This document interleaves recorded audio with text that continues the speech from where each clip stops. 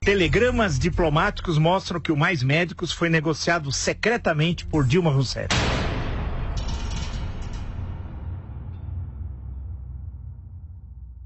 A Folha teve acesso a telegramas diplomáticos que relatam as negociações secretas do governo Dilma com a ditadura cubana para a criação do programa Mais Médicos.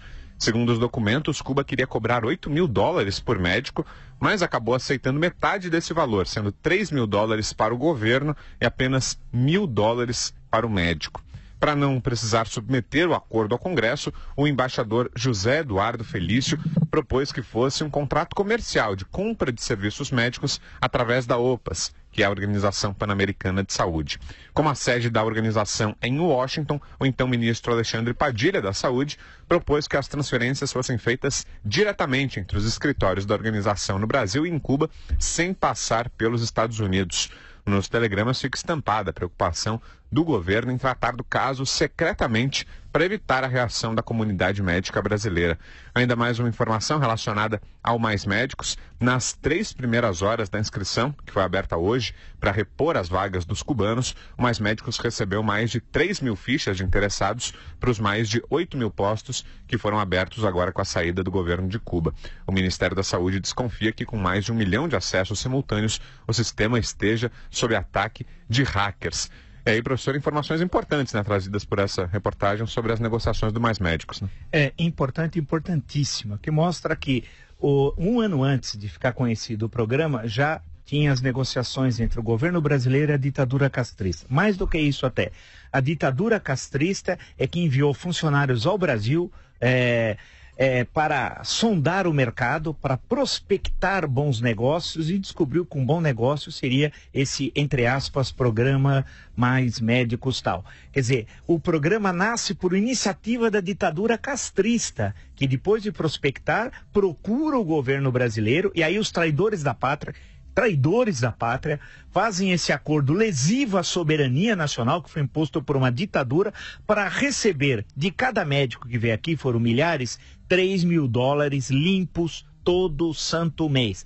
O médico vem, fica com $1.000, 3 mil, 75%, portanto, fica com o Estado cubano, né, que com isso recebe divisas, uma ditadura ruinosa economicamente, e mantém, o médico não pode ter liberdade porque mantém a família como refém lá em Cuba.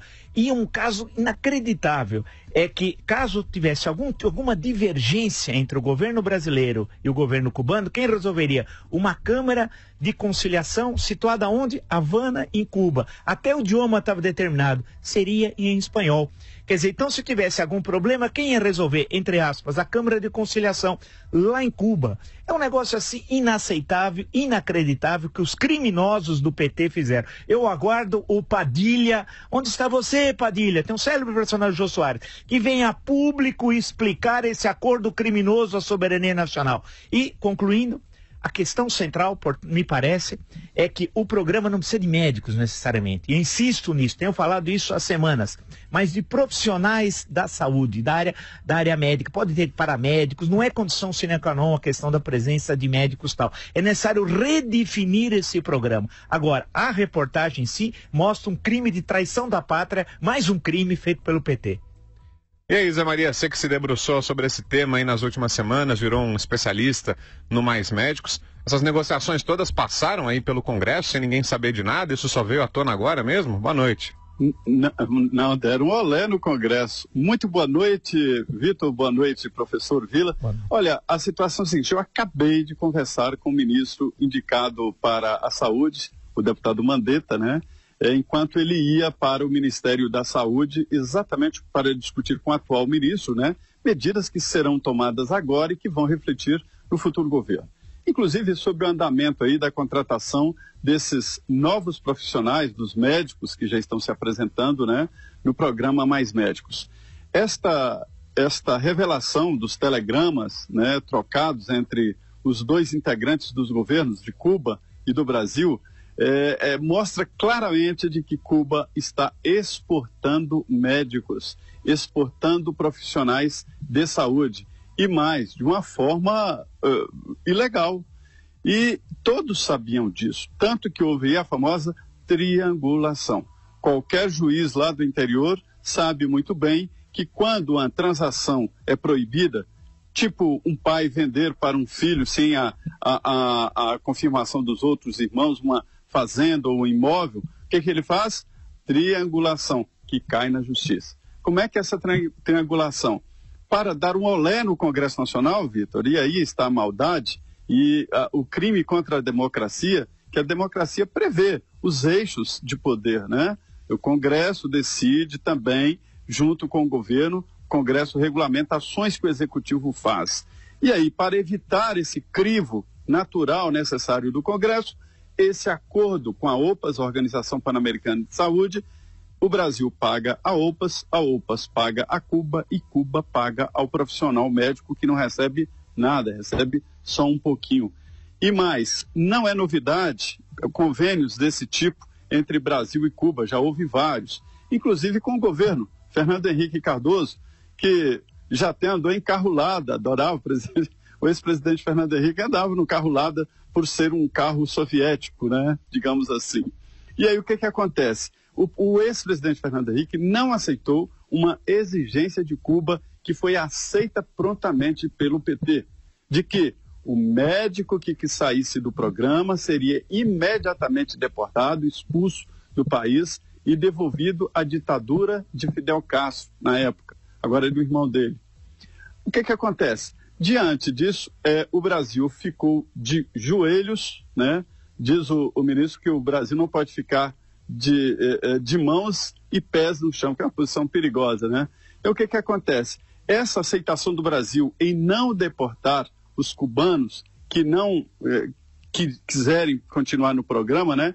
Isso aí foi uma medida exigida por Cuba. E a ex-presidente Dilma, quando assinou o convênio, já sabia de tudo e aceitou todas as exigências exatamente de Cuba. Era um programa não para salvar ninguém e nem para melhorar a saúde, mas para mandar dinheiro para Cuba. E isso fica muito claro. O que vai acontecer com o programa? Olha, Vitor, haverá uma reforma, né, no programa e o futuro ministro disse que está avaliando exatamente como vai ficar. Mas o certo é que a classe médica não quer ninguém de fora que não tenha diploma reconhecido no Brasil fazendo atendimento mais ou menos. E essa abertura agora no primeiro dia parece ter sido bem sucedida, né, Zé? Muita gente procurou o programa, então é possível que essas vagas sejam supridas rapidamente ou não é bem assim? Algumas, né? São 8.300 vagas. Como funciona? O edital diz que, neste primeiro momento, os médicos formados no Brasil ou que tenham diploma regularizado, ou seja, passaram pelo Revalida, poderão se inscrever. De que forma? Se ele vai lá e fixa lá, eu quero uma vaga nesse município, nesta aldeia, neste lugar. Quando ele se inscreve e apresenta os documentos, imediatamente a vaga fica fechada. Não é um concurso, né? E posteriormente, as vagas remanescentes serão oferecidas a brasileiros que se formaram no exterior e não tem o Revalida, não tem o diploma revalidado aqui.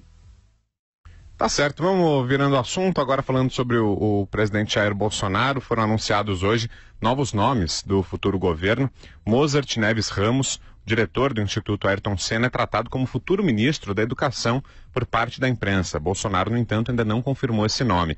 Ramos foi presidente do movimento Todos pela Educação e professor e reitor da Universidade Federal de Pernambuco. Ele também foi secretário da Educação lá em Pernambuco. Integrantes da Frente Parlamentar Evangélica reagiram ao nome dele. Disseram que Mozart não se identifica com o Escola Sem Partido, plataforma defendida por Bolsonaro e pelos religiosos, e que também não seria contra aquilo que chamam de ideologia de gênero. O segundo nome, esse já confirmado, é o de André Luiz de Almeida Mendonça, que vai chefiar a Advocacia Geral da União. Ele é pós-graduado em Direito pela Universidade de Brasília e em 2008 foi nomeado diretor do Departamento de Patrimônio Público e Probidade Administrativa da Procuradoria-Geral da União. Em 2016, ele assumiu o cargo de corregedor-geral da AGU. Outro nome confirmado hoje, Gustavo Bebiano, para a Secretaria-Geral da Presidência. Bebiano é advogado e foi presidente do PSL durante o período eleitoral e a campanha de Bolsonaro. Ele vai ocupar um espaço próximo ao presidente na máquina administrativa. No guarda-chuva da Secretaria-Geral está a área de comunicação do governo e a EBC, que pode até ser extinta. Outro nome anunciado, só que dessa vez por Sérgio Moro, foi o do general Carlos Alberto dos Santos Cruz para comandar a Secretaria Nacional da Segurança Pública. Santos Cruz também tem experiência internacional, comandou missões de paz no Haiti e na República Democrática do Congo. Onyx Lorenzoni afirmou na manhã desta quarta-feira que todos os ministros do governo Jair Bolsonaro serão anunciados até o final do mês.